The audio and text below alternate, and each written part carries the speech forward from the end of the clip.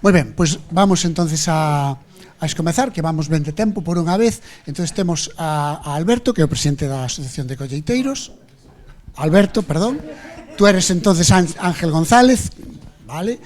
Que eres de señorío dunha bella familiar, pero de un bo tamaño, pero que conseguiu precisamente esta trayectoria facendo gala das técnicas tradicionais e do respeto propios dos ribeiraos. E os nosos 4 poñentes. Entonces, pois nada, vamos a empezar, por favor, preguntas breves para poder maximizar este plantel de lujo que temos hoxe aquí. Aquí os tendes para o que ustedes. Pois paso o micro, porque así quedan grabadas as vosas intervencións. Podemos empezar facendo aquel recordatorio da LOA ao minifundio que fixo José Luis, algo que os agentes de extensión agraria que modificaron o panorama agrícola en xeral galego nos 70, nos 80, lle faría levantar os brazos cando o modelo de agricultura extensiva ou o modelo das explotacións centroeuropeas, alemanas ou aquí en España das Castelás era o referente e todos había que xuntar tantas parcelarias e tantas tal. Esta afirmación que desde logo leva moitas máis connotacións que simplemente viva o minifundio. Viva o minifundio é todo o que leva aparellado como singular, definitorio, identitario e de calidade. É o que había que explicarles. Pero sería moi desafiante para un agrónomo de 40 anos escoitar unha afirmación que sabemos aparte que é real, non? Entón, pois, por ese fío podemos empezar a fiar, porque seguro que tendes moitas cosas. Aproveitade que temos aquí uns fuera de serie. Bueno, yo más que nada, yo me llamo Abigail, yo vengo de Cataluña, de la zona del Penedés, pero llevo viviendo aquí 4 años ya. Y incluso mi hijo mayor hizo grado medio aceites y vinos y está muy metido en toda la zona aquí. O sea que, claro, aquí hay representantes del IES o Ribeiro que están dando clases y hay pocos alumnos, que también es que se apunte la gente, aunque sean... bueno, que lleve muchos años en las viñas, es muy importante, pienso yo, de que se vayan formando, porque faltan alumnos. Y muchas gracias, porque habéis explicado muy bien cómo nos sentimos los que venimos de fuera. Porque estamos intentando dar promoción a todo el tema del Ribeiro, bueno, sobre todo yo, Carballiño Ribeiro, el xeo destino, tema casas rurales, enoturismo, un poco de todo, pero bueno, estamos aquí en el Ribeiro, sin comentarios. Pero hai que preguntar. Preguntar. Se non hai mundo. ¿Cómo hacemos para que los colleiteiros y las adegas del Ribeiro se animen y hagamos piña todos? Pois é alusión directa. Eres una amiga, ¿eh? Uf. A ver. É que é unha pregunta, bueno, falo galego.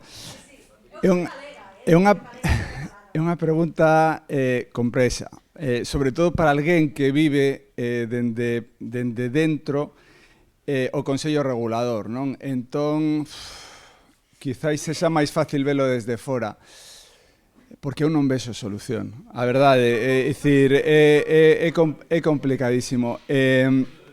Temos unha... Penso que Ángel e eu estaremos de acordo no 99% das cousas, non? Pero que o problema é que hai outras entes, non? Que son os que teñen máis peso no Consello Regulador e que marcan o paso. E non solamente é que non queren escoitar, é que nós facemos isto, Antonio, que é o que a alma xunto co Museo do Viño, non?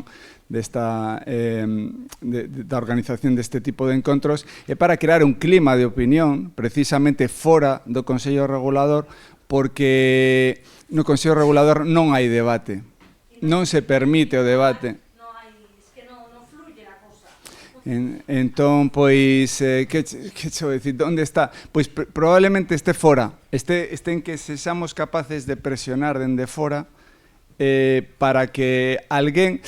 Mirade, a semana pasada, hai poucas semanas, saía unha noticia a partir, supoño, dunha nota de prensa do Consello Regulador no que o Ribeiro deixa atrás o Palomino, algo así, non? Decía... Vale, nos levamos pois non sei, 7, 8 anos falando de zonificación, falando de que hai que dar unha moratoria ao palomino, de que hai que prohibir novas plantacións de palomino porque digamos que non é a vía, non? Ostras, 7, 8 anos despois, pois ves que dan un pequeno paso, pero que non nos podemos permitir o luxo de seguir perdendo tempo. Entón, por eso estas xornadas, non? Para tratar de presionar e que dende fora pois alguén pois se encenda unha luz e podamos avanzar, pero é complicado, é complicado. Bo día, se me permiten intervir. Bueno, son Ángel, como comentou, da Bodega Señoría de Beade. Pois a verdade é que agora o fío do que falaba Alberto, sí que me resulta, bueno, é a primeira vez que veño a este tipo de reunións, e sí que me resulta bastante raro non ver a nadie dos que teñen que organizar o territorio, tanto sea como DO como alcaldes neste tipo de reunións. Entonces, o carón do que iba na pregunta, pois eu creo que nese aspecto sí que se encargan eles de dividir un pouquiño a xente para que non estemos unidos. Nese aspecto é bastante triste. Eu como persona xoven que estou no rural, sí que todo o que dixestes pareceme fabuloso, pero a hora de ver a realidade veste, sintes abandonado. Eu collí unha adega xa en funcionamento por parte de meus pais, bueno, foron os socios antigamente, meus pais quedaronse coa sociedade, e, bueno, un certo volumen, unha certa hectáreas de produción, pero sí que é verdad que, bueno, a hora de compartir opinións, o que dice Alberto, pode estar máis achegado a un ou outro, pero é moi difícil falar tanto cos veciños como cos compañeiros de profesión. E, ao final, pois, sínteste solo. A administración ves que non tampouco te apoia, e, bueno, neste tema ves que todo se vai a emburocratizar o tema do viño, a veces é casi imposible no tema da viticultura facer o que ti realmente entendes que deberías facer, porque te ves metido nunha carretera que ves poucas saídas, e a verdade é que nese aspecto escoitar a xente como a vos sí que, bueno, ábreche un punto de luz, pero cando te ves na realidade outra vez no pueblo é máis complicado. Non sei se... Pero sería bonito, ¿no? Que en vez de que sexan solo palabras, que de hoxe saia algo chulo, que vos coñezcades máis algo de saludarvos, ou de, que tal, como che vai, ben, hoxe moito mildio, hoxe... No, que decir, que podemos facer, como estás, necesitas algo, como che vai, necesitas un hueco de algo, tes algunha barriga que che pode deixar, non sei, estou me inventando as cousas, pero sería bonito que aproveitemos días como hoxe para buscar mínimas solucións, porque máis vale unha mínima que non, bueno, as cousas son así, é o que hai, é que aquí en Galicia somos de, é o que hai, é o que nos tocou. No, aproveitade a xuntanza e, joder, ide a visitarvos. É que estou convencida de cantos aquí vos visitastes un ou outro. Ide. De, oye, outro día estivemos aí xuntos, que? Pásome pa semana, como tes? Tan sencillo como isto. Buscad o día. Que non saia desde aquí sin hora. É que é así. De isto sale máis que das administracións. Si non funcionan así, facedelo de outra maneira. Vos tedes o poder como viticultores de cambiar as cousas. Non... A administración é necesaria, sí, pero se non funciona, xuntade vos e facedes cousas vos. Claro que sí, vamos, permíteme... Nosotros, por mi experiencia en Monsanto, una manera que hemos tenido de crear sinergias con otras bodegas. Os he dicho antes que Monsanto es una idea un poquito, a lo mejor, y hablo de Monsanto, no hablo de Terra Alta ni de Priorat, en este caso de Monsanto. Es una DO que hemos sido muchos elaboradores de fuera de la comarca, que nos hemos implementado allí y que al final nuestras inquietudes eran similares. Y la manera que hemos encontrado es hacer cosas juntos. Pero cosas juntos de pues, visitar la Borgoña, pues irnos un día a Lampurdá, irnos un día a Cariñena, participar en eventos, quedar para hacer una custallada, que decimos allí. O una calzotada. Aquí sería churrascada. Pues nada, churrascadas cada semana. Y al final vas creando un caldo de cultivo que te das cuenta de que tus preocupaciones, tus inquietudes no son tuyas, sino que son compartidas. Y a partir de ahí, de eso solo pueden surgir cosas buenas. Y si no surgen, la churrascada te la llevas. O sea que al final es una manera de crear conjunto, de crear ambiente como tú has dicho que los que tienen que decidir no han venido, ahora ya me lanzo y en la DIO Montsant mandamos los pequeños. Mandamos los pequeños. Y al final hemos conseguido que cooperativas estén con nosotros, porque han visto que, oye, tan mal no lo hemos hecho. Y llevamos ya 4 mandatos consecutivos. Por cierto, pregunté, lo de los censos no me lo conozco bien, pero las inquietudes nuestras y con todo el tema nuevo de las precintas, tuvimos follón, claro que tuvimos follón. Pero al final, que resulta que ahora, porque hemos subido 15 céntimos la precinta, no seremos competitivos en un lineal de un supermercado. Es que no me interesa vender vinos a 3 euros en un supermercado, porque venderemos las mismas a 3 que a 4. Y cuando ha pasado de que hemos vendido, si no las mismas, casi las mismas, pues han dicho, bueno, pues tampoco no es tan grave. Por tanto, al final es intentar que los grandes, los que ahora a lo mejor tendrían que estar decidiendo, entiendan vuestra inquietud. Su idea empresarial no es la misma que la vuestra probablemente, pero tampoco está tan lejos a lo mejor como creéis. José Luis, desde Monterrey, que é un terreno moi unido tamén. Sí. Ali pelexamos entre nós antiguamente cor da fronteira, xa temos experiencia nestes temas. Eu vos entendo perfectamente. O tema de encontrarse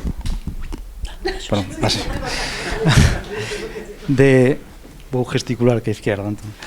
De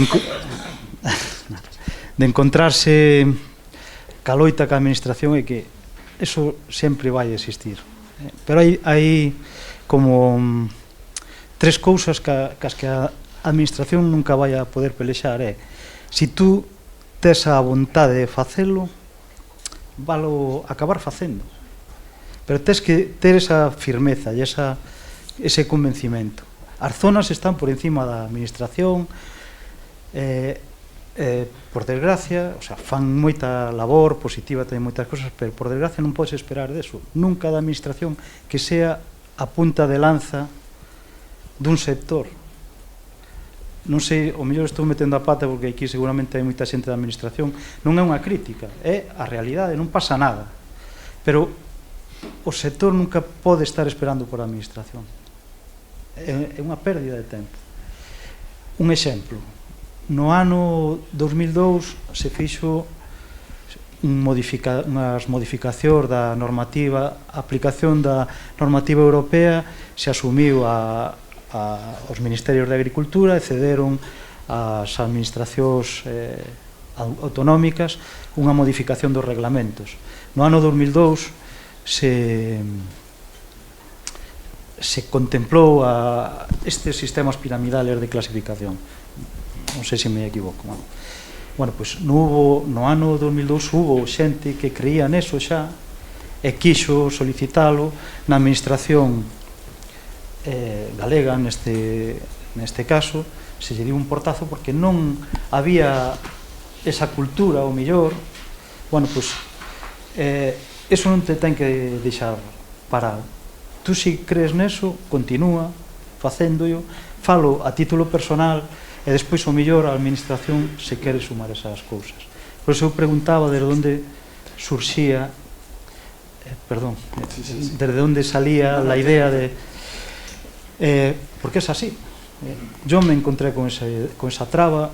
Finca El Terrerazo en el año 2002 solicitó, lo consiguió, tenía otra aquí en Galicia, inviable. Si tienes voluntad de hacerlo, yo voy a seguir clasificando los vinos. Algún día, pues fuera de DO, dentro de DO, ojalá sea dentro de DO, pero hay que tener esa voluntad. Otra cosa que quería decir, si tú tienes ideas, la administración nunca te las va a quitar. Son tus ideas. Esa voluntad y esas ideas es lo que te va a hacer progresar. Y después, si algo hay en viticultura, en agricultura, os que somos agricultores, si algo temos moi forte, unha capacidade enorme de facer é a flexibilidade. A agricultura non che queda máis remedio que ser flexible. Levantaste a mañá, vas dar un tratamento, veñen as enfermedades, tes que adaptarte. E a viticultura e a agricultura leva adaptándose moitos séculos. Bueno, pois os viticultores nos convertimos en xente moi cómoda e queremos que nos solucione. Non vos estou criticando, porque entendo a vosa postura, porque eu tamén me encontrei con isto, non? Pero tes que chegar a un punto no que non confiar nesa parte, algún día che axudarán e nos levan a axudar moito, pero avanzar. Se non quedas metido dentro dese bucle, seguimos co karma ese e non somos capaces de avanzar. Non vos quero criticar porque este mesmo caso me pasa a min, encontraste con isto, pero a viticultura ten que avanzar por o seu camiño. Tú crees nunha zona, tes unhas ideas, intenta executalas como sea, pero tes que ter ese convencimento e esa voluntade que non che vai a quitar naide. Carlota, damoslle a benvida a José a Antonio Armada, que ven diputado provincial, diputado autonómico e ven en representación de Medio Rural. Damoslle as gracias e a benvida porque precisamente estaban ata agora pedindo que houbera un receptor. Entonces, moitas gracias. En cualquier momento que queira intervir, non ten máis que pedilo, e a poñente que nos falta, Carlota, nos vai... No, é que acaba de chegar, entonces, claro. Bueno, eu creo, a verdad, que sí que é verdad, bueno, todo isto que ao final é un mal común que se queixan todos os viticultores de todas as zonas, non só de Ribeiro, sino ti falas con calquer viticultor de calquer zoa, e queixanse das denominacións de orixen e demais. Entonces, eu como sumillar como profesional, eu falo desde, claro, eu non son viticultora, ni me quero meter nin... O que estaba dicindo José Luis, ao final, se ti tes un convencemento, tes un proxecto de vida, tes algo o que estás focalizado e queres facelo, faino.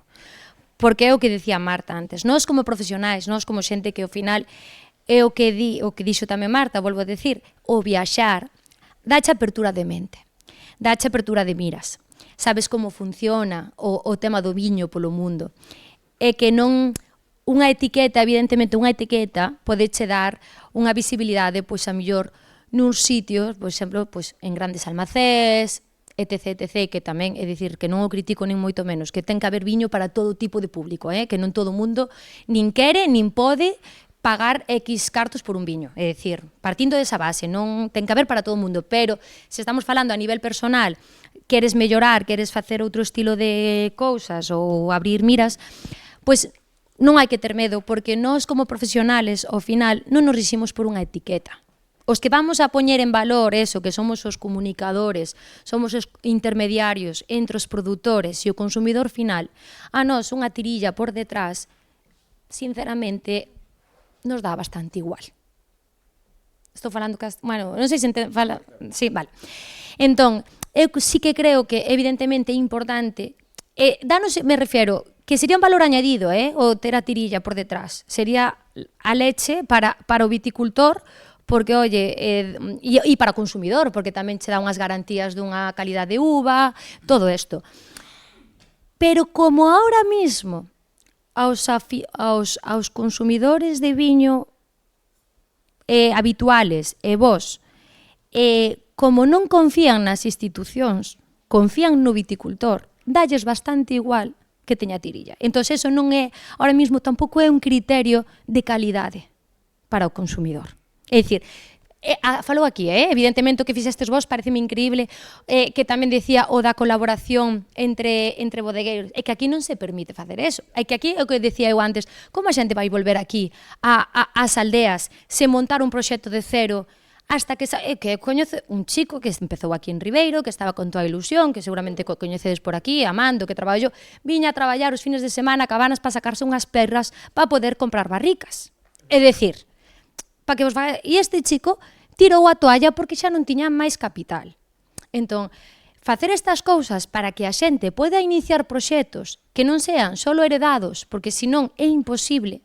É que, claro, é que ti ponste falaba antes con Pepe tamén, dicía, empezo a facer o viño que me gusta ahora. E levo cantos anos levas facendo viño, Pepe? 12. E iso, claro, pero de traballar a viña, iso, estou empezando a facer o viño que me gusta ahora, despois de 12 anos.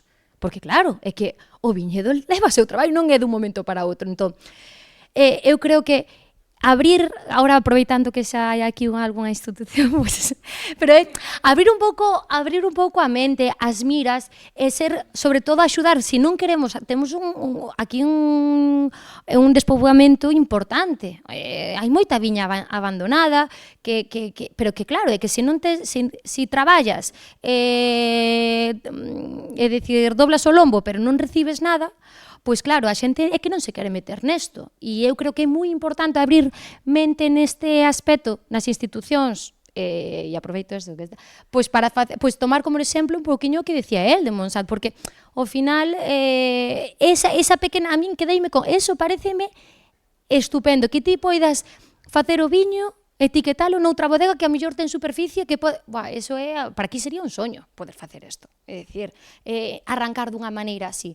Entonces, bueno, pois eso, que ao final, pois, creo un pouco que ao final que non hai que ter medo, porque nós, os mulleres, en definitiva, para resumir, os mulleres, eu creo que movémonos máis por un proxecto de vida, porque molestámonos en coñecelos, que non por unha tirilla simplemente. Ao final, pois eu creo que hai que loitar polos soños de cada un. Moitas gracias, Carlota.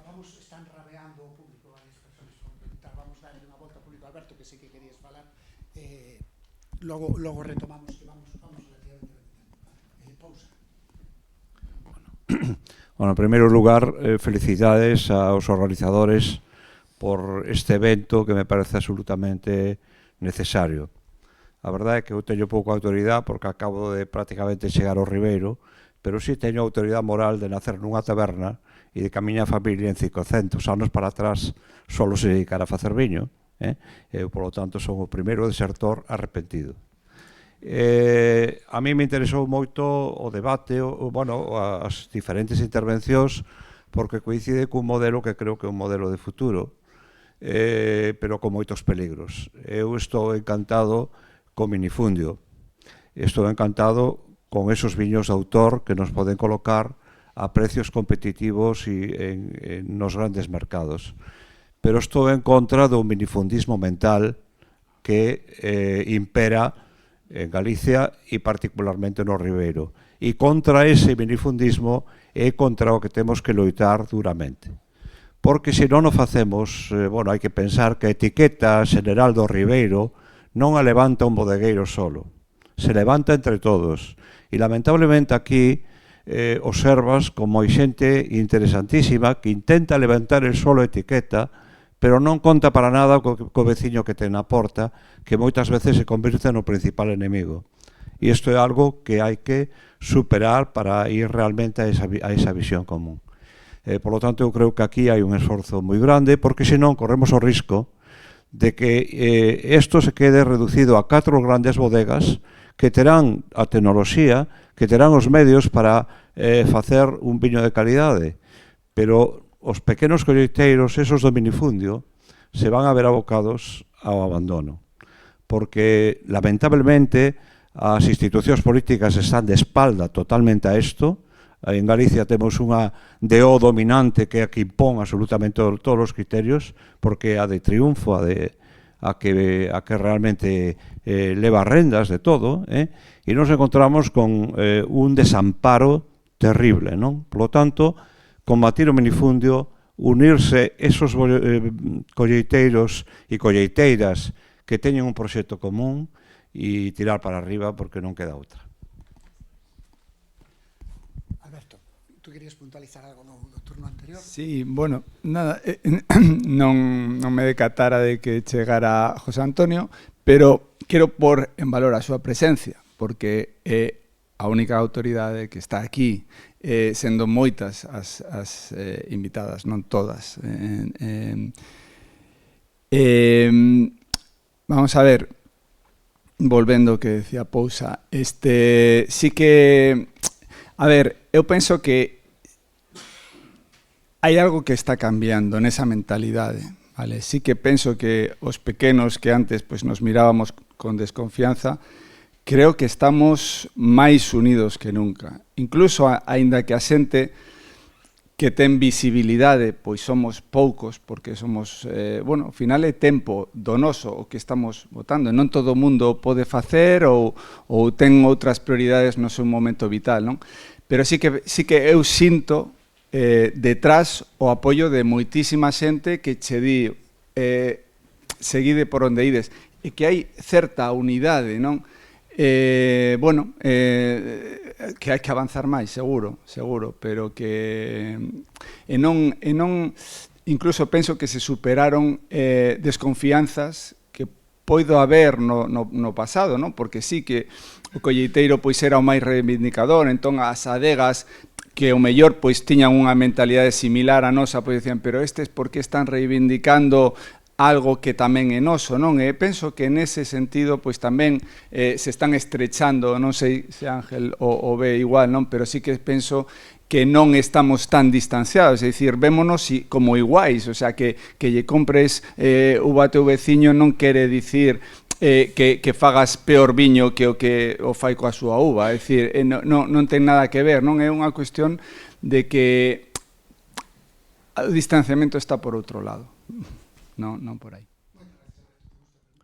Bueno, oídesme, sí. Bueno, a pregunta é para ti, Xosé Luís, porque vou facer unha pequeniña introdución moi pequena, que os que me conocedes xa sabedes que non son breve, pero a ver, eu primeiro quero dicir desde a miña perspectiva de fora que vexo dúas líneas, non? A máis xoven, que é moito máis optimista, moito máis hacia avante, e os que levamos máis anos nesto que tendemos que ir algo máis no pesimismo, non? Eu partiría dicindo que sin todos é imposible facer nada, pero sobre todo voulle dar á pregunta unha pequena perspectiva histórica.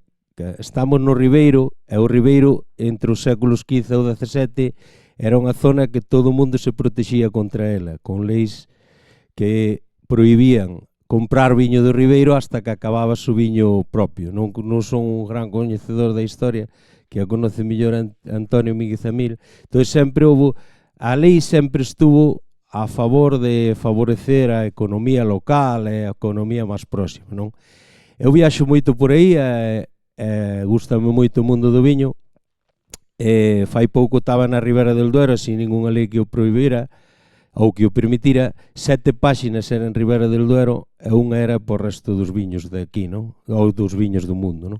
E eu vou por aí e vexo pouco viño galego nas cartas, é dicir, non estou tan de acordo con este éxito do viño galego, porque eu non o vexo unhas marcas, pero viño galego nas cartas, do Ribeiro pouco, de Monterrey casi nada, e despois sí que vexo unha serie de elaboradores que teñen fama afortunadamente para o viño galego, que sí que me interesa.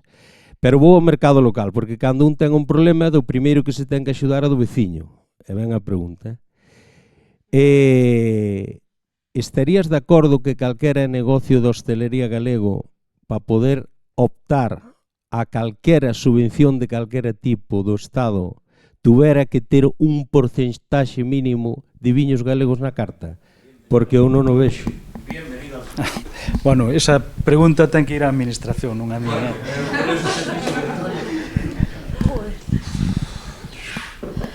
É que non che sei contestar, porque vamos a ver, si estaría de acordo en que non. É que eu creo que non ten sentido eso. O sea, a normativa non che vai a facer cambiar de criterio, nin te vai a obligar a facer algo. É como os sellos que temos toda na cabeza de certificacións e tal. Si tú non o tes aquí no corazón, dá igual o que si a hostelería lle obligan a facer eso, será por un tema de subvención, de axuda, pero se non o sinten, é máis importante transmitir un viño e poñer nunha carta unha referencia, ainda que só sea que tú creas realmente que vai a funcionar, creer no proxecto, ainda que non teña sellos, que che paguen 100.000 euros por metelo na carta. pagar ancho, colleralos, e xa está a darlle as grazas á administración, pero que? Quedará aí e acabouse na oscuridade dos tempos, non? Eu creo nas subvencións do convencimiento, eso sí que creo. Creer, sentir algo para poder defendelo. Se me preguntas se estou de acordo, non estou de acordo neso. Noutras outras cousas, sí, pero neso non. Non sei se che respondín. Sí. Veniendo de Cataluña me hace mucha gracia esta apreciación que has hecho. Nosotros desde el 2017 hemos perdido un mercado muy importante, que era el mercado español, por tanto me hace gracia que hagas esta apreciación. En Cataluña, y te lo resumiré muy rápido, teníamos un gran escritor que se llama Josep Pla, que en un escrito suyo dice que un pueblo que no bebe su vino tiene un grave problema de identidad. Por tanto, yo vivo en una zona, trabajo en una zona en una extensión muy pequeña, de unos 130 kilómetros de largo por unos 50 de ancho, donde convivimos 7 denominaciones de origen. Si mi vecino no quiere vinos de las denominaciones de origen, o sea, no es un tema de subvenciones porque no hay tampoco, pero es que, francamente, tiene que cerrar. El local ha apostado por el vino de proximidad cuando el vino de proximidad ha sido bueno. Yo como consumidor, yo creo que cuando voy a un restaurante que voy a comer muy bien, quiero beber muy bien también. No significa beber caro, ni mucho menos. Beber muy bien. En el momento que el nivel ha subido de los vecinos, el nivel de los restaurantes también ha subido. Si hoy en el centro de Tarragona todavía encuentras, y lo digo con todo el respeto del mundo, un local donde cuando pides una copa de vino blanco te dicen ¿qué quieres, verdejo o afrutado? Pues a ver, lo que tengo que hacer es levantarme e irme. Y ya está. No, es que no hay, creo que no hay más. Si no puedo entender que a 20, 25, 30 kilómetros desde su establecimiento tiene Conca de Barberà, tiene Tarragona, tiene Montsant, tiene Priorat, un poquito más lejos tiene Terra Alta, incluso hacemos vinos con DO Cataluña, incluso hacemos vinos sin DO, incluso hacemos vinos de autor o sin autor. Ostras, que todo sea resumido a si quieres un verdejo o un afrutado, pues lo considero muy pobre. Por tanto, estos locales al final, ya sabes para dónde van. Afortunadamente, muchas veces nos acordamos de esta tipología de locales, porque es la que más nos chocan, pero hay muchos locales hoy, muchísimos, que no piensan así y que trabajan de otra manera. Pero bueno, hay que beber territorio, hay que beber identidad, porque al final cuando consumes tu propio vino estás ayudando a tu vecino y estás ayudando a todo lo que te rodea. Es así. Muy bien. Juanjo, da Asociación Galega de Sumilleres. Bueno, eu simplemente facer unha reflexión do que estabades falando. Ás veces é algo moi galego. Galicia é maravillosa, a xente galega é maravillosa, pero moitas veces esquecémonos de xuntarnos. Fai pouco fixemos a primeira asamblea do viño de Galicia, estaba a administración, estaban adegueiros, adegueiras, enólogos, eu que sei, estaba, bueno, representada toda a xente, non? E sacábamos cousas en común, e esas cousas recollelas e pasarlas á administración, e moitas terán cabida e moitas non pasa nada, pero podemos pelealas. Moitas veces quedámonos sempre queixándonos sen sacar estas cousas adiante. Entón, é o momento de que nos xuntemos, de que falemos, de que digamos que necesidades tengamos. En este momento, ir á administración e solicitarlle o que queiramos. Moitas veces vamos por separado. A min dame moita envexa Marta, porque é maravillosa, pero ademais deso, porque leva uns anos traballando en Cataluña, ela cando a miro en Madrid, nos campeonatos de mulleres, ou onde sexa, falamos de Cataluña, ela, que é unha amante de Galicia por riba de todas as cousas, fala de Cataluña con orgullo e con coñecemento, porque acollerona e porque lle amosan todo o rato o que fan. E ela é unha amante de Cataluña agora, pero ao mesmo nivel cos cataláns. Entón temos que facer isto entre nós. Temos que xuntarnos e educar a xente e coller con moito agarimo a todo o que temos ao redor e todos os problemas que teñamos, poñelos en común tamén. Entón será o momento de facer forza, leválos á administración e nos axudarán no que poidan, e no que non, farémolo por outra vía, pero teremos a posibilidade se coñecemos isto. Tamén era unha pregunta, perdón. Sí, quería preguntarlle as dúas das miñas mulleres favoritas do mundo, porque aparte están en dous restaurantes moi top, cada unha, pois un a nivel nacional, outro tamén a nivel nacional, pero dentro de Galicia, cal é a importancia, pero xa non pola vosa paixón, porque ao final a vosa paixón ten moito que ver en isto, pero o cliente que entra pola vosa casa, canto de Galicia pide? Canta é a importancia de Galicia nas vosas casas? Bueno, a ver, eu, por exemplo, teño unha carta de viños ahora mismo que está en torno ás 1400 referencias, aproximadamente. Sí, unhas cuantas, unha locura. Pois ao mellor de Galicia, pois estamos, claro, a ver, sendo unha carta tan grande, claro, evidentemente colle todo o mundo, entonces, pero bueno, a ver, será a mellor un 30% da carta ben, facilmente.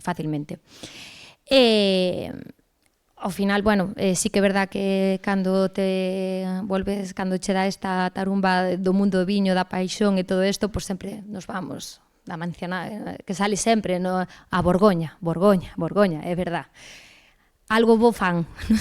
É dicir, sí que é verdad que vemos moito, entonces, pois, sí que é verdad que Francia como tal, pois, ten un papel moi importante na miña carta, porque cada vez ven máis xente do mundo do viño de Galicia, xa tamén do territorio de Galicia, que ven a casa a beber, entón buscan pois, cousiñas diferentes.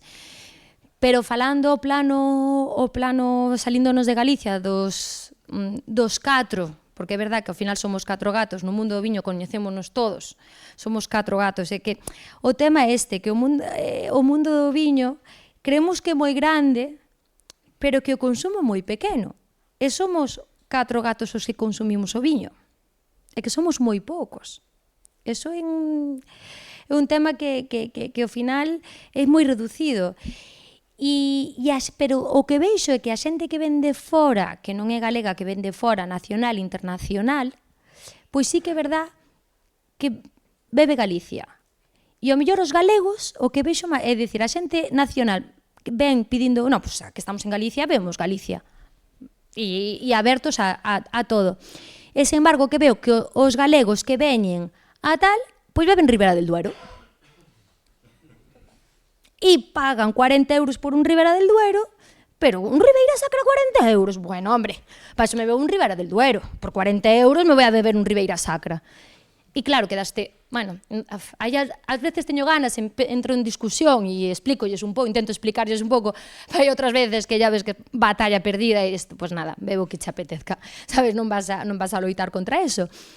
Pero sí que é verdad que hai a nivel nacional é como que estamos millor que é o que decía antes Alberto, que el vía que nas cartas, e iso eu creo que pasa máis a nivel Galicia, que sí que é verdad que a mellor hai máis cartas extensas de Ribera del Duero e non de Galicia, e a mellor a nacional están un poquinho máis compensadas.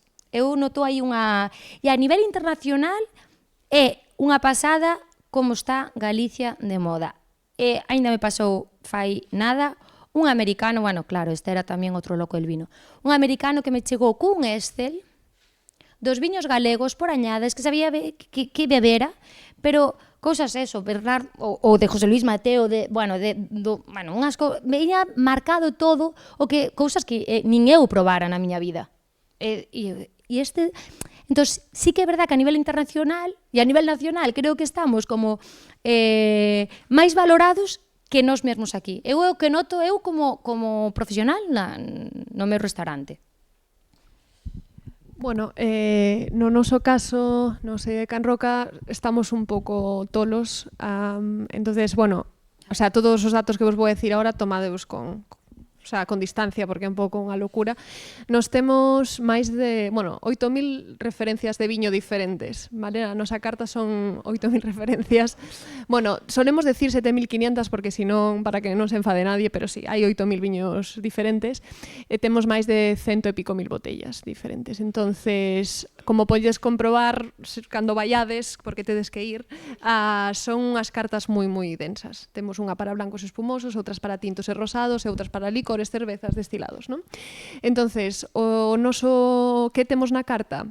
Temos mayoritariamente Francia, despois español, despois alemán, solemos ter tamén pois bastante Argentina, Chile, bueno, por aí, Pero eso é un pouco a rasgos generales. Pero cando digo máis Francia é máis o sea, moi parecido ao viño español, pero é un pouquiño máis de referencias. O cliente, cando ven ao restaurante, bueno, eu acercolle a carta de viños, hai xente, cliente moi específico que xa ven coa botella que se quere tomar, eu quero este produtor, esta añada, esta parcela, existe ese cliente. Despois hai xente que quere o maridaje, que debe ser un 70% da xente que vai ao restaurante, pide maridaje, e no maridaje podo poñer o que queira, dependendo se é un cliente internacional, pois poñer máis viño nacional, porque entendo que quere probar viños de aquí da zona. Se é un cliente nacional, suelo entender que igual quere probar viños máis diferentes ou máis difíciles de conseguir. E despois hai xente que me pide bueno, que si lle podo axudar. Polo tanto, eu simplemente escoito o que quere, e eu teño que decir que estando na Ampordá, en Cataluña, eu intento vender primeiro viño da Ampordá, porque para mí o que ten máis sentido, ¿no? O sea, ves de Madrid ou ves de Sevilla, estamos na Ampordá, mira, quiero un vino fresquito, ligero e afrutado.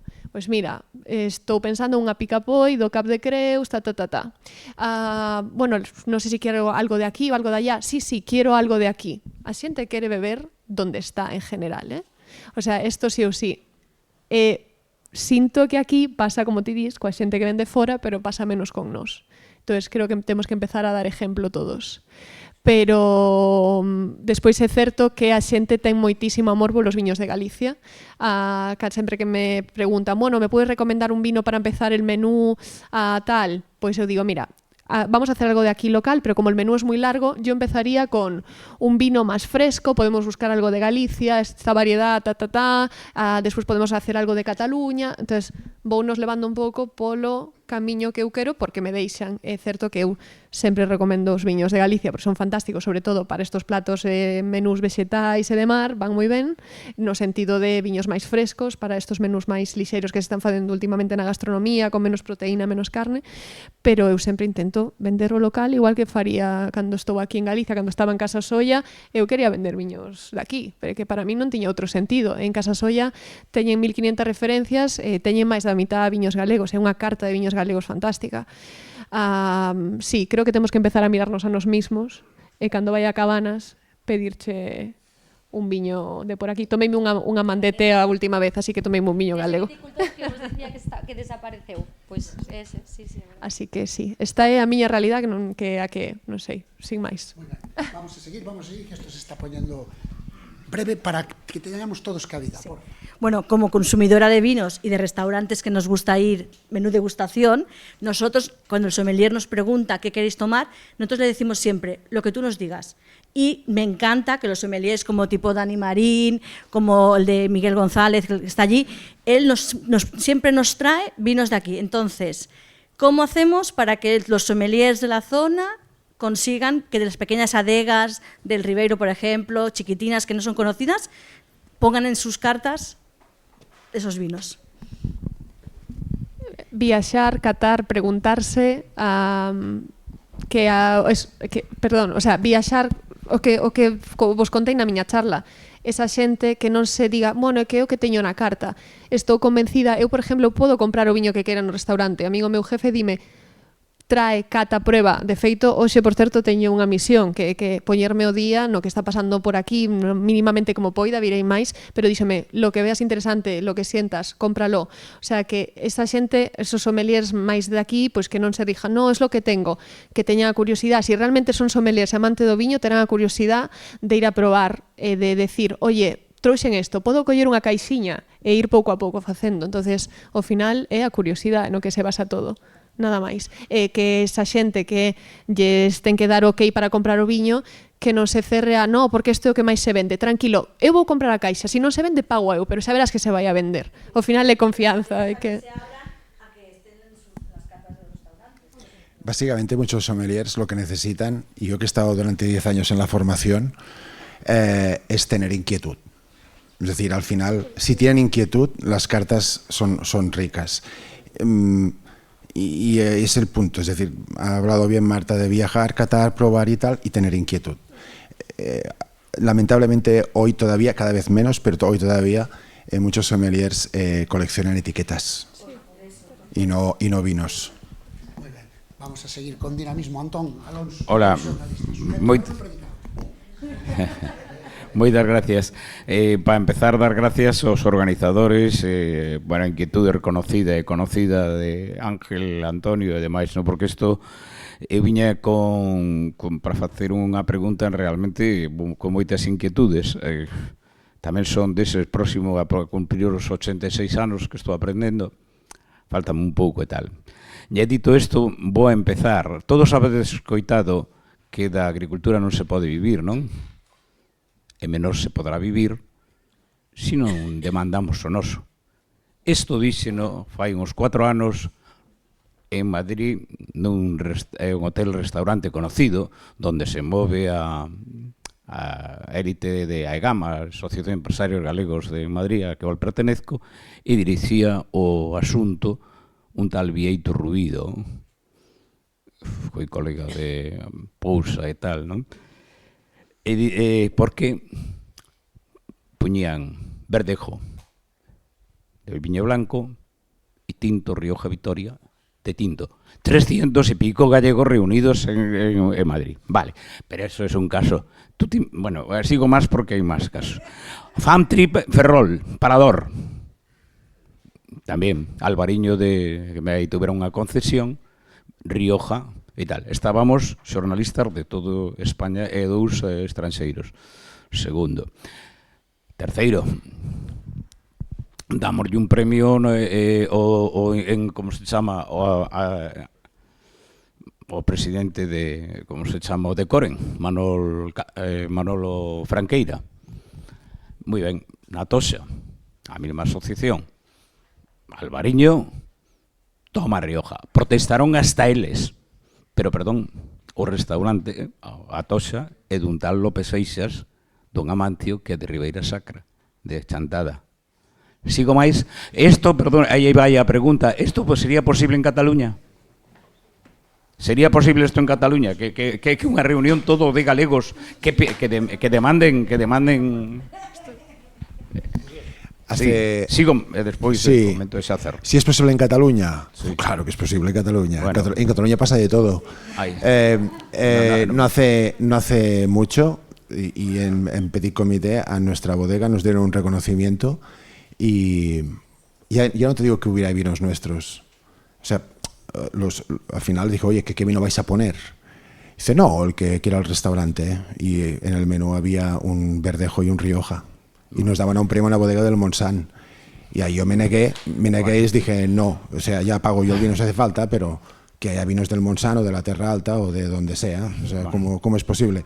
O sea, sí pasa. Me hace sentir bien, porque llevo de broncas, llevo 40 años acumulado. No, el que me hace sentir bien es usted. Muchas gracias. Bueno, porque y luego ya remato. Con el asunto del marketing, esta pregunta va para ti. Todos sabemos que o mellor marketing do mundo é o Beaujolais. Non é o mellor viño do mundo, pero o mellor marketing.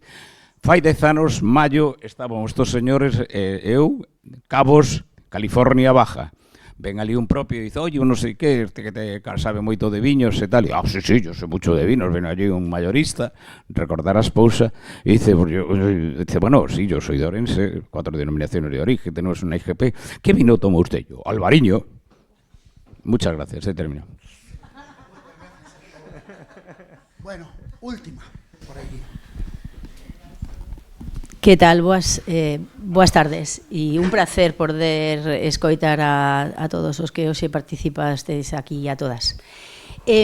Bueno, eu levo moitos anos na hostelería, levo máis de 25 anos e sí que son bastante crítica co que eu lle chamo intrusismo. Intrusismo ese mal hosteleiro que se deixa un pouco, que sin coñecemento nin criterio de hostelería e sobre todo sin formación cero, pois é un pouco o que se deixa levar por ese vendegaxiosas que entra pola porta e lle vende ao final, pues sí, porque antes eran repartidores de gaseosas, despois se convertiron en distribuidoras, pero distribuidoras que se deben un pouco ao gran capital, que son os viños de fora.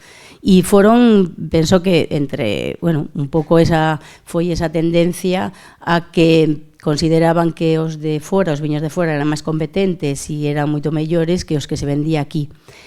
Entonces ese intrusismo de hostelerías, esos hosteleiros que sin coñecemento ningún, nin criterio, porque tampouco non viaxan, nin beben, nin catan, viñan con ese concepto de que o viño galego era ácido e era imbebible, pero porque só coñecían o do veciño de al lado, da súa zona, sin haber probado outras cousas. Pois creo que foi ese intrusismo, ese hosteleiro intrusista foi un pouco que levou un pouco a caída de ese consumo de viño de aquí.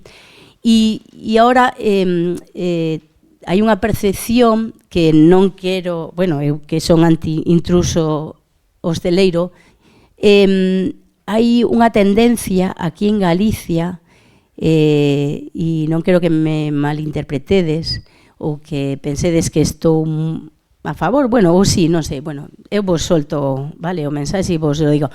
Hai un consumo de viño galego moi curioso e que a mí me gusta moito ver nos furanchos. E non digo, e digo que estou a falar que nas zonas de Morrazo a tinta femia é a primeira en acabarse, porque estuve no panel de cata do viño da tinta femia que se fai en Cela agora en xullo e uns meses antes se fai a cata, se vai de colleiteiros, de bodega en bodega, de viticultor en viticultor, bueno, son colleiteiros, e todos eses colleiteiros que fan unha produción moi pequeniña, todas eses viños os teñen vendido nos furanchos, o sea, que hai un consumo, pero moi grande, na zona do Morrazo, no que beben viños con unha acidez potente, porque a tinta femia sabedes que non todo o mundo é capaz de tolerala. Bueno, algunhas son misturadas, con mencías, para suavizalas un pouco, e non só na zona Morrazo, va desa zona da miña zona, a zona do Rosal, e hai algúns furanchos que venden uns viños de coiteiro espectaculares, e vos digo que están moi bons, xente que ten realmente amor e pola viña, que os cuida e que son limpios, curiosos, pola zona do Condado, non sei se Marta coñeces algún furancho, que hai de todo dentro do mundo del furanchismo, están os que venden cerveza, pero o furancho só pode beber viño e agua, nada máis, viño e agua. E hai unha cantidad de xente nova, pero nova de 18, 19, 20, todos os fines de semana ou todas as semanas bebendo viño daqui, galego, que para min é unha satisfacción brutal ver que ainda non está todo perdido, no? E que hai unha xente aí, hai uns rapaces novos e rapazas novas que están bebendo viño daqui galego, porque non se pode beber outra cosa de que non sea galego. Digo que dentro do furancho tamén hai xente que vende cervexa, que non se pode, que está prohibido, que vende, que o mellor non lle chega a súa colleita hasta final e acaban, bueno, pues porque é un negocio moi rentable, pero só están abertos 3 meses e eses 3 meses venden viño e a xente bebe moito viño e os furanchos están petados. O digo pola zona de Pontevedra porque algúns vou visitando, hai algúns viños que son máis complicados de beber, inda que eu acepto viños con volátiles un poquinho altas, e outros que son espectaculares, pero digo de verdad que están moi ben feitos, con carácter da zona, misturas de variedades con híbridos, depende da zona, teñen as súas propias uvas.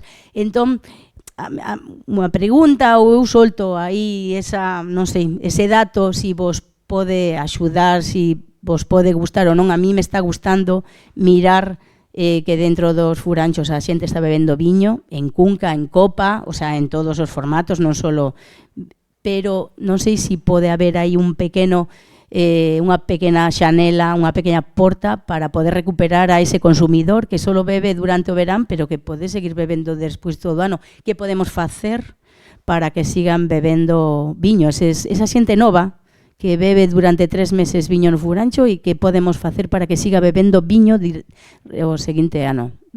Pregunta, non sei, para quen quera. Furancho como porta de entrada ao consumo novo, mozo de viño. Eu teño a sensación... Esa é a última...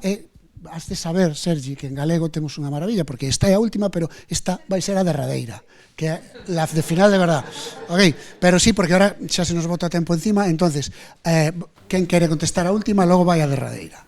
Sexa da maneira que sexa que a xente consuma viño, é dicir, ao final sempre dentro de que este é unha porta de entrada totalmente o que diste a xente xoven, pois que teña esa É dicir, se foran estritos e só se pudiera beber viño e auga, como realmente os furanchos, pois sería unha porta de entrada fantástica para que a xente xoven consuma viño e que se adentre, porque ningún de nós empezamos bebendo Bernois, é dicir, é que todos empezamos bebendo, é dicir, ao final é unha cultura, non? É parte do teu hábito, non ten que ser algo excepcional, ten que ser pois parte dunha de algo cotidiano, de algo cultural, non?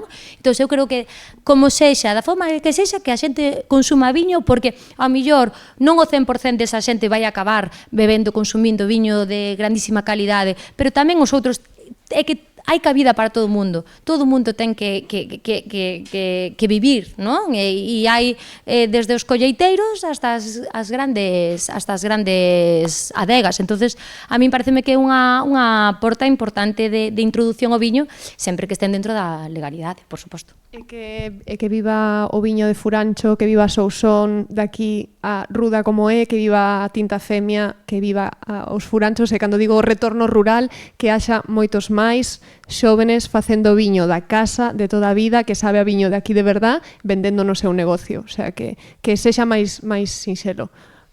Ojalá que...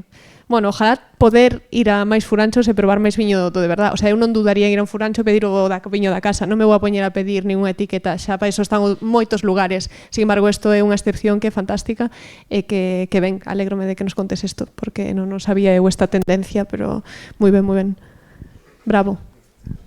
Pois veña, Darío, a última. Vale, bueno, máis que unha pregunta é así como unha especie de reflexión acerca de, eu falo, ni son colleiteiro, ni son nin teño restaurante, son un consumidor que lle apasiona o mundo do viño dende fai tempo. Son da comarca do Ribeiro e, bueno, de verdade que eu estou encantado porque me parece, bueno, gracias a Antonio que me mandou a información desto e tiña, bueno, traballo nun tema de deportes e tal, pedín parte das horas para vir aquí hoxe e a verdade é que estou encantado. Saquei moitas fotos e me parece que, a ver, tamén hai que entender algo. Nos como galegos realmente temos que admirar, por exemplo, comunidades como Cataluña, porque as dúas tamén sodes galegas e tendes o recoñecemento fora. Eso indica realmente como somos os galegos, porque temos un sitio, como todos lados, hai sitios maravillosos, e nós como galegos temos un territorio increíble, pero a veces non nos acabamos de creer, porque debe ser dentro da nosa idiosincrasia, non nos acabamos de creer realmente todo o potencial que temos. Se somos capaces de transmitir esa conciencia a través dos distintos colleteiros que hai aquí no Ribeiro, que están facendo auténticas joyas. Eu así o transmito sempre que vou ás tolerías e tal, falo, incluso algún me chaman dicindo, mira, douche referencias de 5, 6, 8, 10 viños e vas a flipar. E algún está esperando que lle mande a referencia, porque, bueno, estou liado e estou esperando a estar un pouco asentado. É dicir que este tipo de eventos son os que marcan a diferencia, e gracias a este tipo de eventos, se hai 4, 5, 6 personas, 2 personas que teñan esa luz vaise manter porque eles van facer as cousas ben. E as grandes adegas, las grandes bodegas, se van a sumar no por el hecho de ser el sentimiento, sino por el interés. A lo largo del tiempo, esto va a ser así. Y esto va a más y ya es imparable.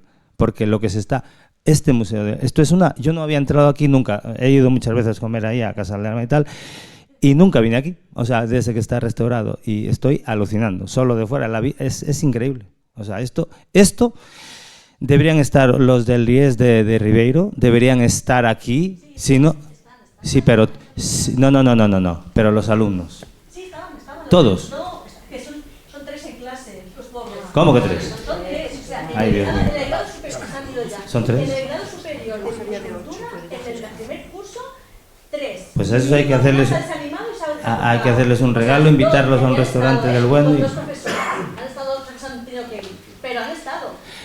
Vale, está perfecto. Es que la bueno, cosa es esa, el problema es que no... Bueno, pues yo... gracias. Yo con 52 me apunto, yo, hostia. Había un señor que se graduó hace 2 años que tenía 80 y venía desde Pontevedra a Santiago no, a estudiar aquí. pero no lo descarto. Lo que pasa es que eso, el día tiene 24 horas. Bueno, pues ya está. Cerrando. Muchas gracias, de verdad, me han encantado todas las intervenciones. La tuya es difícilmente superable. Te lo juro, ¿eh? O sea, he ido a muchas tal, está muy guay. Porque transmitir ese sentimiento, pues eso llega, es emotivo. O sea, la de todos, ¿no? Porque cada uno defiende tal, pero es por ahí por donde se va. Y con eso es irrebatible, con eso no puedes hacer nada. O sea, ahí hasta los políticos, independiente del grupo, de la línea política que sea, se suman, porque va a ir bien. Y soy político de la oposición.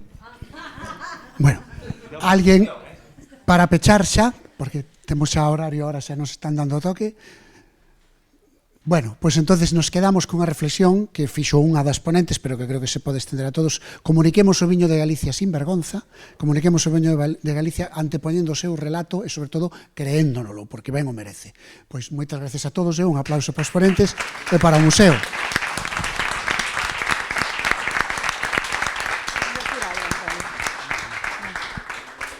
Bueno, pois xa para despedir, agradecer por supostísimo a presencia de todos e cada un dos nosos ponentes, do público, da Asociación de Colleiteiros, de todas as persoas que estades aquí participando e aportando as vosas ideas. Pedirvos que, se vos parece ben, facemos unha foto de grupo agora mesmo. Agradecer, por suposto, a José Antonio Armada Pérez, a representación da Xunta de Galicia. E entón faríamos unha foto. Tamén temos un viño que nos ofrecía agora Marta, non sei para cantos chegará. Temos algún da estación enolóxica, por se o queredes probar, tinto ou branco, daqui do Ribeiro. Dicir que este é o Museo de Galicia, do Boiño, que estamos todos aquí amparados.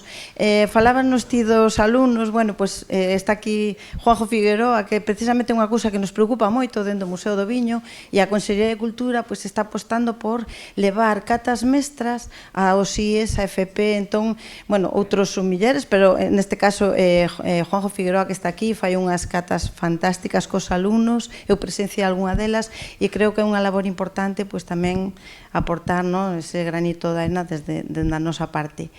Bueno, nada máis, reiterar as gracias, convidarvos á edición de outubro, que, bueno, estamos traballando nela, aquí conto ca axuda de Antonio tamén, que nos asesora. Entón, vamos a falar un pouco desta distribución que vos preocupa tanto dos viños, de como chegar a eses mercados, e para chegar a ese cesto, para elaboralo, pois partir un pouco dos mimbres da historia e do terreo, tan importantes e que nos aportan tanto e que podemos aproveitalos. E, bueno, nada máis, despedirme, que xa, bueno, xa creo que son horas, bueno, foi maravilloso. Quédome cunha frase que dixo Marta, que hoxe é unha festa, porque estas accións culturais que nos abren ideas, nos aprenden nos dous sentidos, aprendemos e aprendemos, bueno, e que espero que vos sirva para a vosa profesión e para o voso desfrute. Nada máis, grazas.